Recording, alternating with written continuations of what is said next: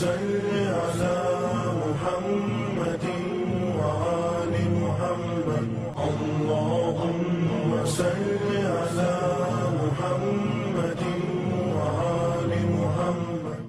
بسم اللہ الرحمن الرحیم۔ ناظرین سلام علیکم، میں ہوں شاداب دی۔ ناظرین، ماہ رمضان المبارک کی اہمیت اور برکت سے کون واقف نہیں؟ پروردگار عالم نے یہ مہینہ عبادت کے لیے بنایا اور کون کون سی برکتیں اور رحمتیں وہ ہمیں عطا کرتا ہے، اس کا ہم تصور بھی نہیں کر سکتے۔ رمضان المبارک بے حد مبارک ہے۔ یہ قرآن مجید کے نازل ہونے کا بھی مہینہ ہے۔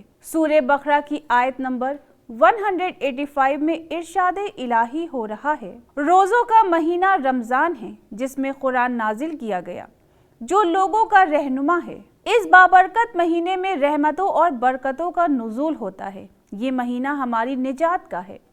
خوش قسمت ہیں وہ لوگ جو اس مہینے میں اللہ کی رضا حاصل کر پاتے ہیں۔ پروردگار عالم سے یہی دعا ہے کہ وہ ہمارے دلوں کو اپنی یاد سے منور کرے اور ہمارے تمام گناہوں کو بخش دے۔ اللہ ہمیں واجب نمازوں کے ساتھ ساتھ مستحب نمازوں کو زیادہ سے زیادہ پڑھنے کی توفیق عطا فرمائے۔ قرآن مجید کے سورہ بقرہ کی آیت نمبر 183 میں یہ ارشاد ہو رہا ہے، اے ایمان والو، روزہ رکھنا جس طرح تم سے پہلے لوگوں پر فرض کیا تھا، اسی طرح تم پر بھی فرض کیا گیا ہے۔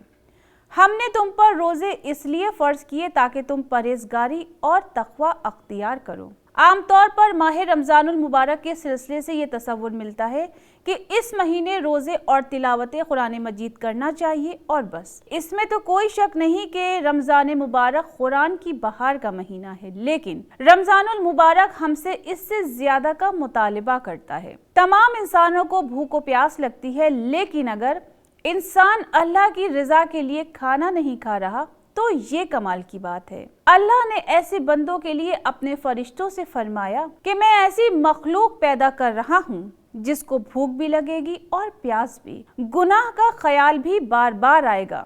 جب گناہ کی طرف بڑھے گا تو وہ مجھے یاد کر کے اپنے نفس پر قابو پا لے گا۔ اس کی یہی عبادت اور گناہ سے بچنا ہمارے یہاں قدر و منزلت رکھتا ہے، اور اس کا بدلہ دینے کے لیے ہم نے جنت تیار کر رکھی ہے۔ یعنی وہ ہمارے خوف اور ہماری عظمت کے لیے اپنی آنکھوں کو، اپنی زبان کو، اپنے قدموں کو گناہ کی طرف بڑھنے سے روک لے گا۔ ناظرین، ہمیں خود سے یہ سوال کرنا چاہیے کہ ہم رمضان المبارک میں جو روزے رکھتے ہیں اس سے ہمارے اندر کتنی پرہیزگاری اور تقوی پیدا ہو رہا ہے۔ کون کون سے برے کاموں کو ہم اب نہیں کر رہے، یہ ہمیں سوچنے کی ضرورت ہے۔ روزہ صرف کچھ نہ کھانے پینے کا نام نہیں، بلکہ روزہ ہمارے پورے وجود کا نام ہے۔ ہاتھ کا روزہ، پاؤں کا روزہ، آنکھ کا روزہ، کان کا روزہ، سوچ کا روزہ، زبان کا روزہ، یعنی ہر چیز کا روزہ ہے۔ تو آئیے اب جانتے ہیں کہ پرہیزگاری کیا ہے اور یہ کسے کہتے ہیں،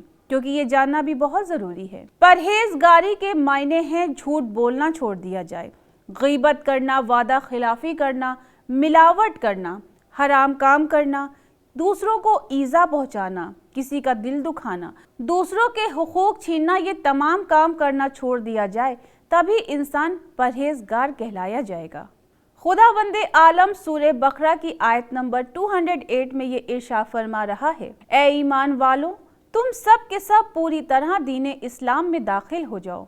ناظرین، روزے کے دوران ہم بہت بڑا گناہ یہ کرتے ہیں جس کی وجہ سے ہمارے تمام اعمال برباد ہو جاتے ہیں، اور وہ گناہ ہے غیبت۔ روزہ رکھ کر جہاں ہم نے غیبت کی، ممکن ہے فقہی اعتبار سے ہمارا روزہ باطل نہ ہو، لیکن اس میں دو رائے نہیں ہے کہ قرآن کی روح سے غیبت مرے ہوئے بھائی کا گوشت کھانا ہے، اس لحاظ سے ہمارا روزہ باطل ہو جائے گا۔ سورہ ہمزہ آیت نمبر 1 میں یہ اعلان ہو رہا ہے، ہر غیبت اور طعنہ دینے والے کے لیے ہلاکت ہے۔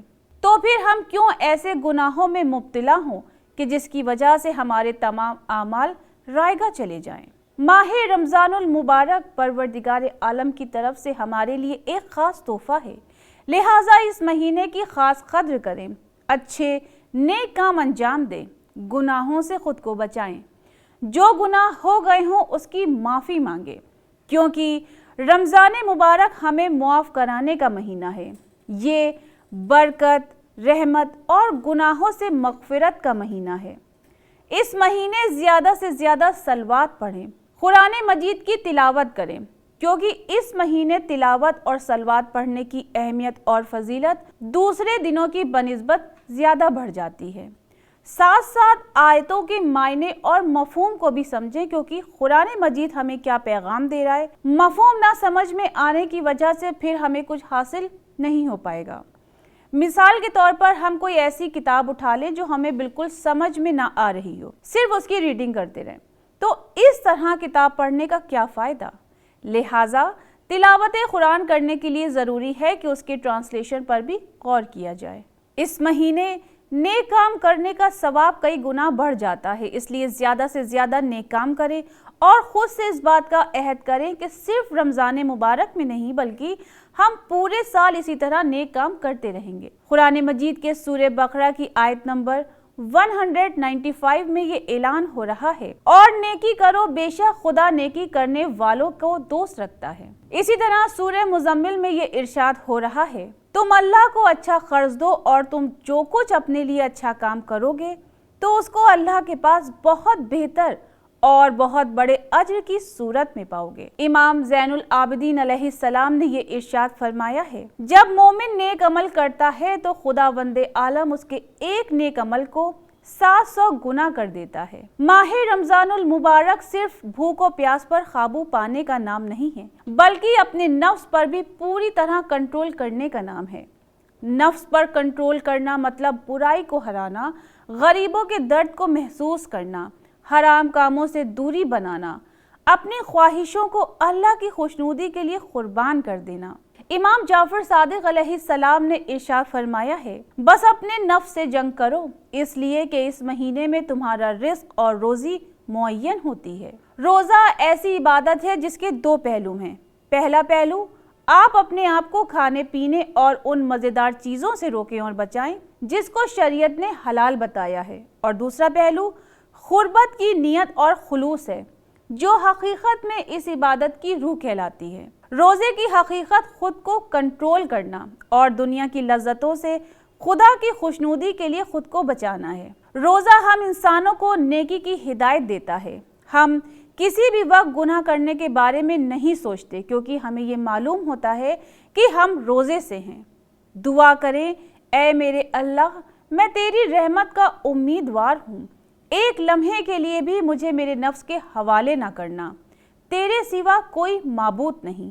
اور جو لوگ ایسا نہیں کرتے بلکہ روزے کی حالت میں حرام کام انجام دیتے ہیں، تو ایسے لوگوں کے سلسلے میں امام حضرت علی علیہ السلام نے ارشاد فرمایا ہے، کتنے ہی ایسے روزہ دار ہیں کہ ان کا روزہ ان کے لیے پیاس کے علاوہ اور کچھ نہیں ہوتا۔ ناظرین، روزہ دار کے لیے سب سے ضروری بات یہ ہے کہ ہر وقت خود کو غلط خیالات اور غلط سوچ سے آزاد رکھے، ہمیشہ خدا کی یاد میں رہے اور اپنے آپ کو خدا کا مہمان مانتے ہوئے ہر وہ بات مانے جس سے پروردگار عالم ہمیں اپنے پسندیدہ بندوں میں شمار کر سکے، اپنے اندر ہم سدھار پیدا کر سکیں۔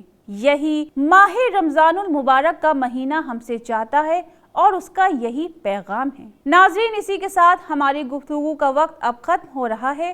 مزید گفتگو آگے بھی جاری رہے گی، تب تک کے لیے ہمیں اجازت دیجیے۔ خدا حافظ۔